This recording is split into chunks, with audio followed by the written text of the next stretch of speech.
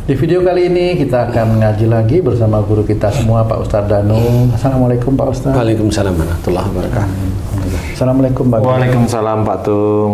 Amin. Alhamdulillah. Assalamualaikum Mas Eko. Waalaikumsalam warahmatullahi wabarakatuh Pak Tung. Amin. Alhamdulillah.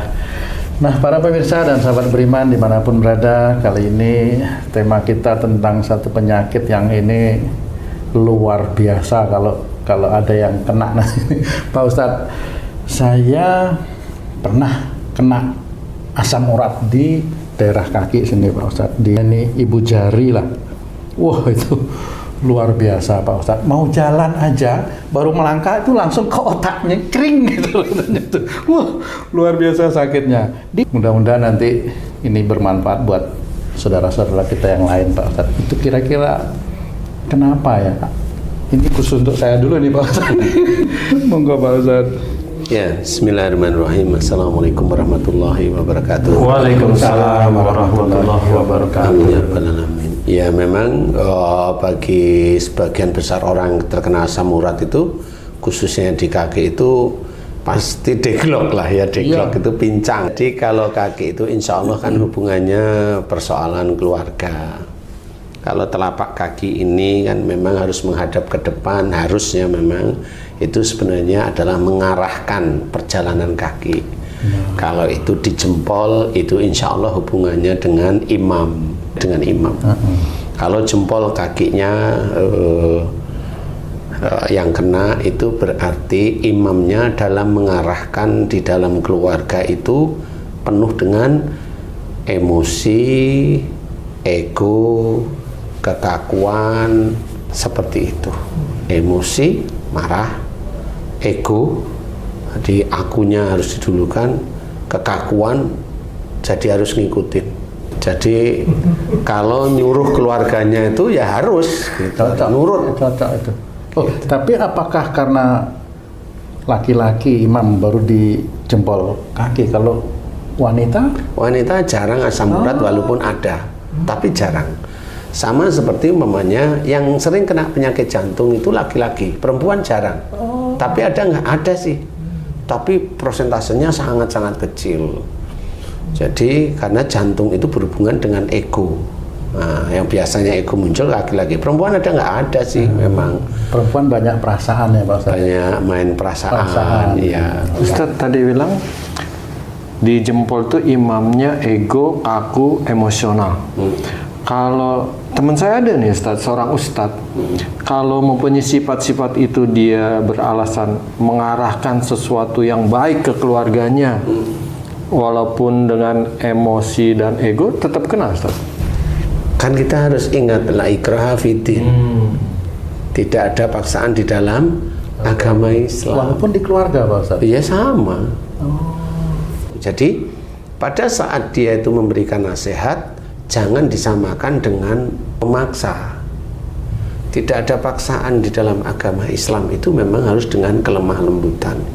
Walaupun umpamanya dia seorang ustadz, iya, semua nggak masalah ustadz, ustadz itu kan jabatan di dunia. Persoalan ketaatan seseorang kepada Allah Ta'ala itu kan tidak dilihat dari ustadz atau tidak ustadz. Ketaatan kepada Allah Ta'ala itu ya dirinya dengan Allah. Jadi saya ingat cerita-cerita tentang Nabi, khususnya Nabi Nuh nih Ustaz. Dia menasihati istrinya untuk mengikuti ajaran suaminya, tapi istrinya nggak mau mengikuti. Nah, di situ Nabi Nuh tidak memaksa secara kekerasan Ustaz. Iya memang, makanya nggak ada paksaan. Nah, kalau ada seseorang yang memaksa keluarganya, nah itu merasa dirinya benar, malah melebihi Nabi nanti, karena memaksa. Rasulullah nggak pernah memaksa, dan banyak para Nabi itu nggak memaksa. Jadi memberikan pengertian, memberikan nasihat, memberikan ajakan agar sujud kepada Allah Ta'ala itu tidak dengan paksaan. Makanya kalau ada orang bilang, nah kan saya harus, nah nggak ada yang harus. Kalau memberikan nasihat, saya harus memberikan nasihat. Harus itu memaksa loh. Tapi kalau tugasmu apa? Saya memberikan nasihat. Nggak perlu harus. Di titik mana harusnya?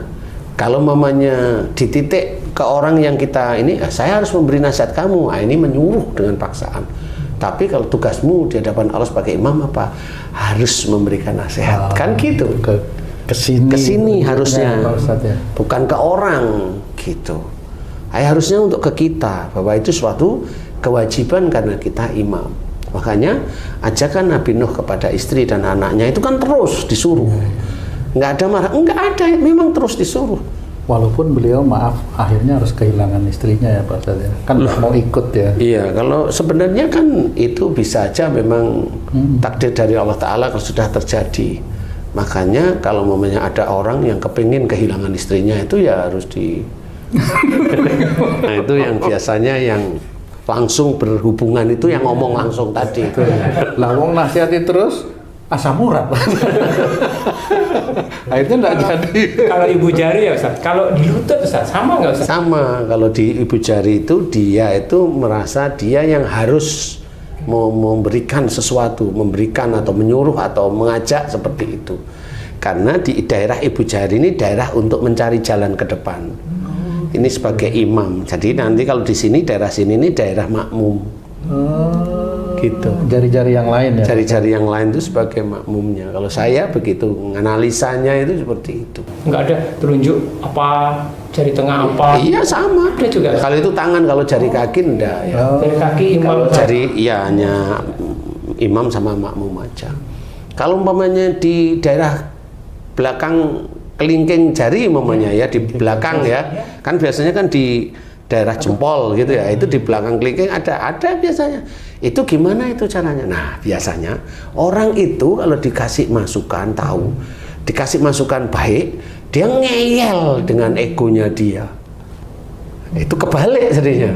Nah, itu di daerah kelingking malahan. Karena dia makmum itu tadi. Dia makmum, dikasih tahu nggak mau, ngeyel aja dengan kekeh dengan itu. Jadi yang saya amati itu. Jadi kalau di ibu jari, dia orang ini biasanya sebagai apa namanya? Imam itu. Mendominasi. Oh, mendominasi. Jadi bisa aja kalau seorang wanita dia sakit asam urat di situ.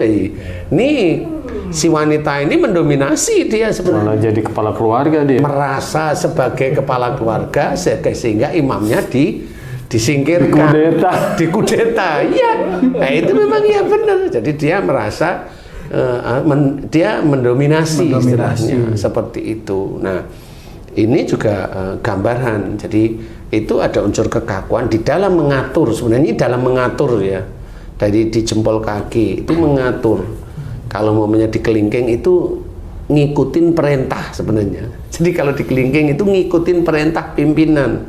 Kalau dia ada di belakang kelingking itu bengkak asam urat, ya orang ini sebenarnya kalau dikasih masukan ngeyel gitu aja. Ringannya paling ringan gitu. Dia punya pendapat sendiri, enggak kalau saya maunya begini, walaupun dia nggak harus di depan orang yang ngasih tahu, nggak harus seperti itu. Nah itu kalau di jempol ini orang yang apa imam atau orang yang mendominasi di dalam keluarga. Nah nanti kalau di lutut itu di dalam menjalankan kehidupan berkeluarga. Nah itu beda lagi. Oke Ustaz, kalau seorang imam yang egois, emosional, kaku sehingga mendapatkan asam urat Ustaz, si imam ini kan mempunyai sifat demikian, ada latar belakang ilmu yang dia merasa lebih daripada anggota keluarganya. Nah sekarang gimana Ustadz kalau imamnya ini merasa kurang dibandingkan dengan istrinya, tapi dia mempunyai sifat seperti itu, jalan keluarnya gimana nih Ustadz? Imamnya nggak punya ilmu nih Dibandingkan dengan istrinya, banding dengan istrinya, tapi dia mempunyai sifat seperti itu, Kaku, emosional, dan lain-lain. Dalam menjalankan keluarganya itu dia harus apakah diskusi sama istrinya, apakah gimana supaya nggak kena asam urat? Nah ini macam-macam ya kalau ini sudah. Jadi dia sendiri ilmunya nggak punya, tetapi kaku, arogan, kan gitu ya, egois, kemudian emosional kan gitu nih. Nah ini sudah karakter sejak awal sebenarnya. Ini walaupun ini suami itu seperti itu, ini suami ini gayanya gaya jalanan. Biasanya dia nyari rezeki juga awur-awuran. Seperti itu. Karena apa? Nah, karena dia sendiri ilmunya nggak tahu, kemudian dia juga nggak diskusi dengan istrinya dan dia memaksa istrinya, padahal istrinya dari sisi agama itu lebih mengerti namanya. Nah, ini suami ini istilahnya itu kurang soleh di hadapan Allah Ta'ala lah. Ya, seperti itu memang tidak boleh. Memang kalau memang itu dari istri, hanya memberikan nasihat, Pak, jangan seperti itu, kan gitu ya. Pak, itu salah, ngeyel nih, ya, biarin aja Pak, itu ini ngeyel sampai dia nanti asam urat. Ya paling haduh 2 minggu kan pegangin kakinya, kan gitu. Nah itu sebenarnya cara Allah mengingatkan si suami sebenarnya. Tapi kan banyak orang, walaupun seorang Islam itu tahu bahwa musibah itu dari perbuatan kita sendiri, sudah tahu, tapi kan banyak yang tidak mau tahu, banyak yang tidak mau tahu, atau banyak yang merasa dia nggak pernah ada dosa. Nah disinilah akhirnya dia akan menjadi salah di hadapan Allah Ta'ala. Dosa demi dosa itu dia kerjakan. Alasannya kalau dia asam urat itu, loh saya kan imamnya, saya harus nyuruh istri saya begini, saya harus nyuruh anak. Padahal itu apa yang dia omongkan itu sebenarnya adalah untuk membela diri bahwa dia itu arogan, kasar, emosional, egois seperti itu. Jadi dia tidak ada unsur imam. Imam itu gimana? Melindungi, ada rasa sayang kepada makmumnya, kan seperti itu. Nggak ada, dia nggak punya, dia hanya untuk membenarkan dirinya sendiri. Itu tidak boleh. Itu tidak boleh. Makanya banyak sekali teman-teman dakwah itu menyuruh untuk kajian. Datanglah pada kajian agar orang itu hatinya itu terbentuk dengan baik. Nah insya Allah dari situlah mulai umpamanya imam tadi mulai paham. Oh selama ini istriku diam. Oh selama ini istriku ngasih nasihat itu pelan-pelan itu karena takut saya itu marah, kan. Itu nanti kan terbuka ya. Insya Allah loh ya, insya Allah ya. Kalau dia diberi hidayah oleh Allah Ta'ala akan tahu. Kemudian mulailah dia dekat sama istrinya. Bu, aku itu kan ya nggak terlalu tahu agama. Nanti tolong kalau aku itu salah ditegur atau dinasehatin ya. Kalau umumnya aku kan emosional, kalau kamu tegur di depan anak-anak biasanya saya marah. Nanti ya ingetin, nanti negurnya waktu di kamar aja. Nah, Banyak nggak seperti itu, Ustaz? nggak ada, jarang. Ini saya kasih tahu karena saya ngerti, karena ini jarang sekali laki-laki yang seperti itu. Atau memang laki-laki tahu istrinya itu ada banyak kekurangan, ya negor itu ya negor-negornya di depan anak tegur, depan temannya ditegur, jadi malu istrinya. Jarang sekali suami itu, jarang ya, walaupun ada, jarang suami itu menegur istrinya itu yang salah itu di kamar. Jarang sekali. Takut ini karena kelamaan waktunya jadi lupa kan? Ya enggak ya, diinget-inget lah. Pak Ustadz, diinget-inget lah. Pak Ustadz, ini saya ada teman di kantor ya Pak Ustadz ya. Bahkan itu bos saya lah di kantor ya. Beliau juga menderita asam urat itu.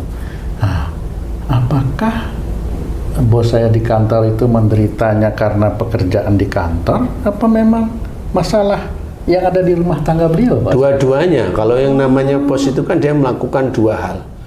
Imam di rumah sama imam di dalam pekerjaan. Kalau imam di rumah kan kamu nggak akan tahu. Tapi kalau di kantor gimana dia caranya? Kalau dia keras, kaku dan ya sudah betul. Saya pernah diturunin tuh. Pernah diturunin. Iya, Wah, dari kapro jadi wakil kapro. Alhamdulillah ya. Kok gitu Pak Ustadz? Diturunin itu kan sebenarnya ada hikmahnya.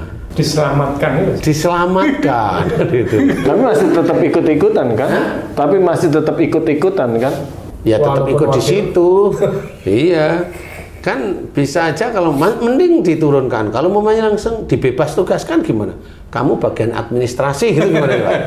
Makanya orang-orang yang asam urat itu walaupun dia muslim nggak ngerti asam uratnya itu dari mana, nggak ngerti. Sampai sekarang pun nggak ngerti.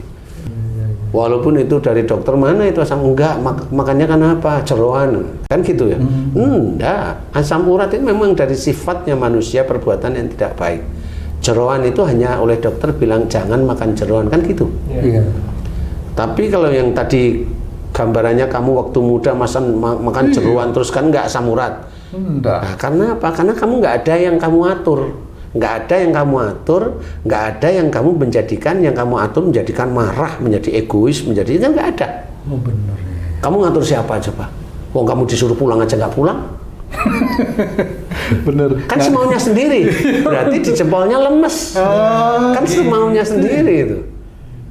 Iya, benar Pak Ustadz. Jadi nggak ada hidupnya. Itu harusnya itu jempol sama jari-jari kamu lemes gini harusnya. Jangan dong, kan nggak bisa jalan nanti malah keliwir-keliwir gitu. Iya. Jadi iya. ya seperti itu. Karena kamu nggak bisa, nggak ada yang kamu atur. Itu kan ngatur itu sebenarnya. Itu ngatur di dalam menempuh kehidupan. Kalau di lutut itu kan mengatur di dalam menjalankan rumah tangga. Di lutut istilahnya, di bengkak lututnya seperti itu asam urat itu seperti itu. Jadi insya Allah, kenapa dulu saya enggak lah, kan kamu nggak ada yang kamu atur. Benar. Wong kamu sendiri ngatur dirimu sendiri nggak bisa, mau ngomong apa sekarang? Wong kamu ngatur dirimu yang nggak bisa apa-apa itu, oh kamu sendiri ya santai kok. Kenapa kamu setelah punya istri, punya anak, lu kenapa kamu emosional kan gitu? Benar. Jadi itu salah satu cara untuk memahami bahwa jangan. Nah, caranya gimana? Belajar menjadi seorang yang peneduh, ya. Jangan kalau menyuruh dalam keluarga itu entah istri, entah orang tua, itu jangan dengan kekakuan hati. Jangan merasa paling apa? Saya kan imam, saya kan suami, saya kan yang mencari uang di keluarga ini. Ini kan yang paling merasa paling. Seorang yang asam urat itu tetap dia nanti akan masuk di kalimat Al-Quran yang lain. Insya Allah seperti itu. Jadi wala nutiqannahu minal adabil adna dunnal adabil akbar. Belakangnya la'allahum yarji'un. Ini dua kalimat ini harus dipahami. Nah, sungguh Allah akan memberikan kepada mereka siksa kecil di dunia. Siksa kecil di dunia itu sakit sebelum siksa besar di akhirat. Siksa besar itu di neraka. Berarti memang sebelum orang itu disiksa di neraka besar, dikasihlah gambaran di dunia, yaitu sakit. Jadi kalau Allah sudah bercerita begitu, kita nggak percaya, ya berarti orang yang nggak percaya dianggap oleh Allah Ta'ala kafir nanti. Nah, kita harus memahami ayat per ayat itu, harus kita fahami. Makanya di belakang ayat tersebut la'allahum yarji'un, agar mereka kembali ke jalan yang benar. Nah, jalan yang benar itu apa? Sebenarnya diceritain Quran dan Sunnah. As-Sunnah ini sebenarnya jelas. Makanya ayo kita pahami Quran, kerjakan kita ayat demi ayat. Kemudian itu juga tetap dikerjakan oleh Rasulullah melalui sunnah Rasulullah. Jadi kerjakan, kemudian dibarengi dengan hadis-hadis Nabi yang sahih, sehingga di titik itulah kembali kalau ada orang sakit apa dalam Quran. Kayak hubungan sebab akibat gitu. Memang, makanya diceritakan wasyari'u ila maghfiratin min rabbikum, dan bersegeralah kamu ke dalam ampunan Allah. Lah itu kan jelas. Bersegera ke dalam ampunan berarti kita itu ada kesalahan. Asam urat itu ya dari kesalahan kita. Loh, dari kesalahan kita mana? Wa ma asabakum min musibatin fa bima kasabat aydikum. Apa saja musibah yang kau terima, walaupun itu tersandung, walaupun itu kena duri, walaupun itu kena apa, itu disebabkan dari buah tanganmu sendiri. Berarti ini dosa. Sakit itu juga petunjuk dari Allah Ta'ala. Sakit itu juga ada hikmahnya. Sakit itu juga hidayah kalau memang mau faham. Sakit itu rasa sayang Allah kepada kita. Iya boleh, tapi dari mana sakit itu dimunculkan? Jangan tiba-tiba Allah memberikan sakit kepada kita, akhirnya nuduh Allah dolim sama saya, loh kan gitu. Karena merasa dirinya enggak berdosa. Itu sebenarnya kalimat demi kalimat yang salah itu. Jangan. Ayolah kita memahami bahwa kita sebagai anak cucu Adam, cicit Adam itu ya pasti banyak dosa. Lah itunya diakui, tapi kalau diterangkan nggak mau, lah kan lucu jadinya. Nah inilah harus kita pahami. Kembali ke jalan Allah, mohon ampun bagi orang-orang yang saudara-saudara yang bengkak di kaki yang tadi saya ceritakan, minta ampunlah kepada Allah Ta'ala. Ya Allah, jika saya di dalam mengarahkan kehidupan dengan istri saya, dengan orang tua saya, dengan anak-anak saya, ada kekakuan, ada emosi, ada amarah, ada egois, ada dan sebagainya yang tidak baik, jika itu dosa di hadapanmu, ampuni dosaku ya Allah. Astagfirullahaladzim. Tinggal berdoa itu istiqomah berdoa. Jangan berdoa seperti teman-teman yang lain, sekali doa dianggap selesai. Enggak bisa. Sama seperti obat dokter itu diminum kontinu sampai seminggu sampai 2 minggu kan gitu, agar kelihatan hasilnya. Lah ini obat dokter diminum sekali dianggap selesai, ya nggak bisa. Nah, itu kan orang-orang yang meremehkan sebenarnya istiqomah. Jadi istiqomah itu nggak cuma sholat, istiqomah itu nggak cuma yang melakukan pekerjaan. Enggak, istiqomah dalam bertaubat kepada Allah Ta'ala itu istiqomah tetapan. Istiqomah bersyukur terhadap nikmat yang dititipkan oleh Allah Ta'ala kepada kita, itu juga istiqomah namanya. Nah, inilah yang harus kita ketahui, bahwa ayo mohon ampun kepada Allah Ta'ala, babnya yaitu mengarahkan keluarga kita itu kita dengan maksa, arogan, egois, emosi, kaku, marah di titik itu. Nah, itu kalau udah mulai istiqomah, paham, kemudian sehari-hari dengan istri mulai senyum, mulai nyantai, mulai ini. Kemudian kalau minta tolong nggak ini. Kalaupun ada masalah mulai tenang, tidak langsung merasa disalahkan, kan nggak boleh seperti itu. Tenang, didengerin, cari diskusi dengan baik. Itu kan nanti akan menyelesaikan masalah dari Allah Ta'ala. Selama kehidupan berkeluarga kita karena Allah, ya nanti Allah yang akan mengatur kita, sehingga persoalan dalam keluarga kita itu bukan persoalan yang mengerikan. Kalaupun nanti mengerikan pun nanti Allah yang akan mengatur, menyelesaikan. Kalau kita mau nggak bisa menyelesaikan masalah seperti itu. Jadi bagi yang jempolnya bengkak atau kelingkingnya bengkak, di bawah kelingking maksudnya, ya, itu mohon ampunlah seperti tadi. Mudah-mudahan itu bisa menjadikan manfaat, ya, sehingga nggak harus berurusan dengan obat. Nah, dulu waktu kamu begitu, sekarang sering kumat nggak itu? Jarang, Pak Ustaz. Berani makan peng kamu? Insya Allah. Oh, berani berarti ya? Insya Allah. Tapi tetap jangan banyak-banyak. Masih terbayang-bayang. Sakitnya luar biasa Pak Ustaz itu. Ya, kalau memang udah begitu ya sudah apa. Mudah-mudahan ini manfaat bagi sedulur beriman yang lain, ya. Wallahu a'lam. Alhamdulillah. Terima kasih banyak Pak Ustadz penjelasannya. Para pemirsa dan sahabat beriman dimanapun berada, demikian tadi penjelasan dari guru kita Pak Ustadz Danu tentang satu penyakit asam urat yang ini umum sekali ya diderita oleh kita semua. Bagaimana beliau memberikan analisa dan juga tadi ada sebagian doa, mudah-mudahan ini bisa diaminkan buat penderita ya, atau yang sedang mengalami sakit. Mudah-mudahan tayangan kami kali ini bisa bermanfaat untuk yang seluas-luasnya untuk meningkatkan keimanan dan ketakwaan kita kepada Allah Subhanahu wa Ta'ala. Assalamualaikum warahmatullahi wabarakatuh. Waalaikumsalam warahmatullahi wabarakatuh.